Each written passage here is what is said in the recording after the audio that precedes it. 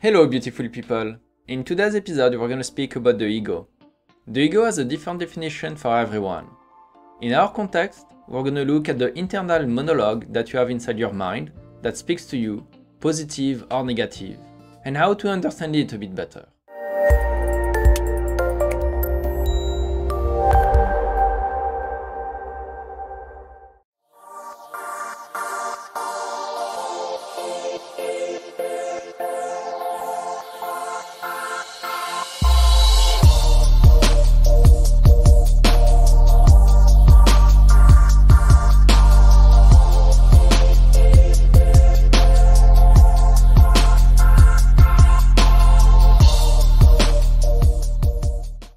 When we speak about the ego, we're talking about the internal dialogue that you have inside your head, inside your mind.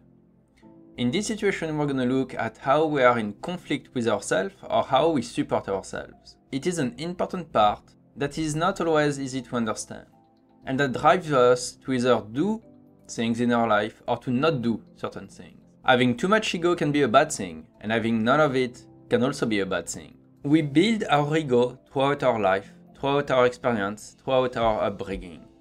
Depending on what you do and how you go about it, and how the world reacts to you, your ego will be built in different ways.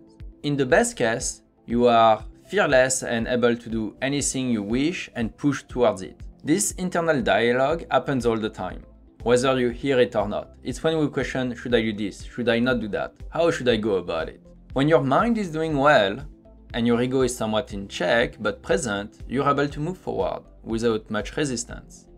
When your ego is not present, this is when you can have a lot of self-doubt. This is when the mind can come in and start to tell you you're not going to be able to do it. How would I ever be able to do that? Why would I even do it? This is a part of you, a part of your ego speaking to you and trying to tell you that you're not good enough. But in big part, it is just a product of your mind and of your experience. Whereas on the opposite side of the spectrum, if you have too much ego and you've built on it too much, you're not going to listen to people when they tell you, maybe this is not a good idea and you should really not do it. And there is a fine balance between taking risk, having people tell you we don't think it's a good idea and still trying something, and never listening to anyone or any of their input. Finding that line is really hard. When you are an entrepreneur, for example, you're going to try to do things that people are not necessarily comfortable with, like starting a business and not having a salary. You're going to have a lot of people that tell you, don't do it, it's risky, I don't know if it's going to work, but maybe that's the entire point, is to try. You're going to have enough ego to push and try, but not too much that once you've succeeded to tell everybody you are all wrong. This shouldn't be your driver. It is not the best of driver. That internal monologue that goes through your mind will always change throughout your life. So it is not something you can tame. It's something that you have to live with, because it will change as your experience happens.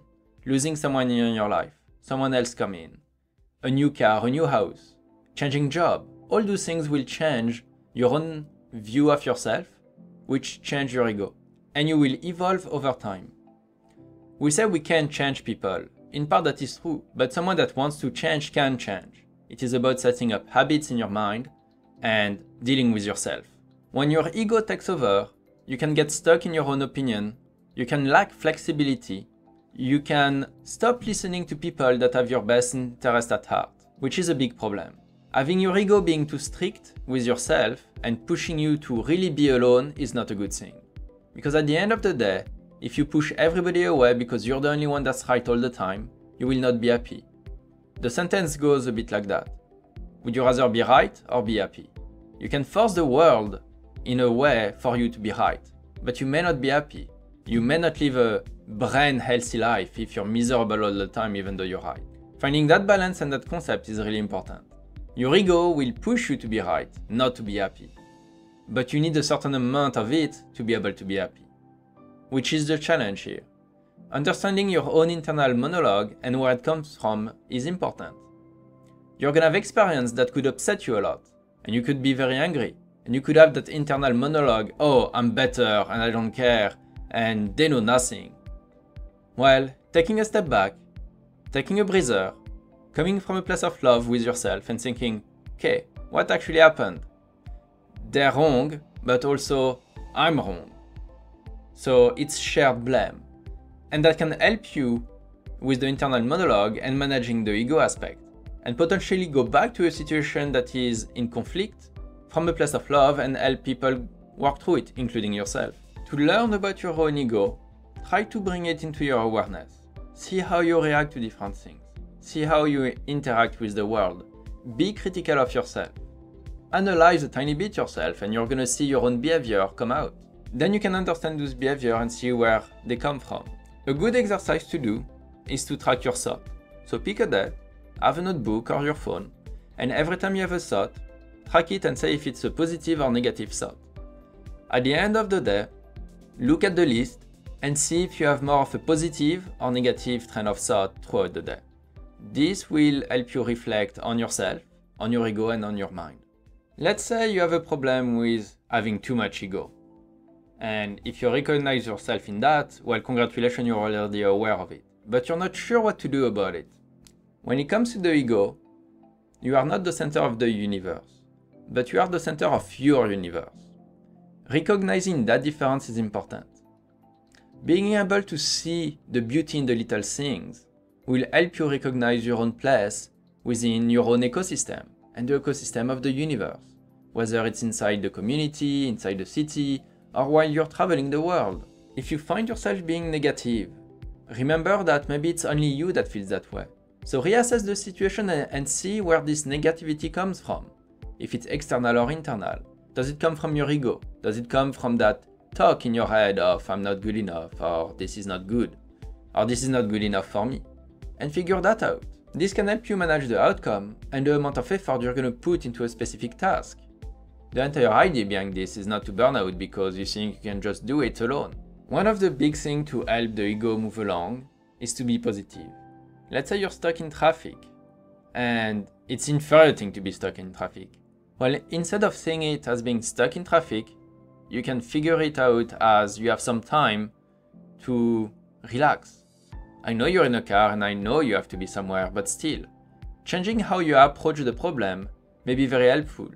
Instead of arriving at your destination on time or late, whatever the case is, super stressed, you could arrive there relatively relaxed. You know, maybe a bit on edge if you're late, but a lot more in control of your own thought. And not freaking out about what are people gonna think I'm 5 minutes late, oh my god, the meeting is the end of the world. We as humans always strive to do better, to grow and to evolve, to invent new things, new ways of life. This is part of our ego, this is a good aspect of it. This is something we should nurture and teach one another, to push ourselves to get better. We should be positive about it. So even in failure, because not everything we do is gonna work, we should look at the positive aspect of the thing we've done. This will help us grow, it will help the internal monologue of your ego, and it will help you push forward in life. The challenge with ego is that you want some, but not too much. Finding that balance, which is different for everybody, is the key here. Join us next week, where we're going to share with you some tools and strategies to help you find balance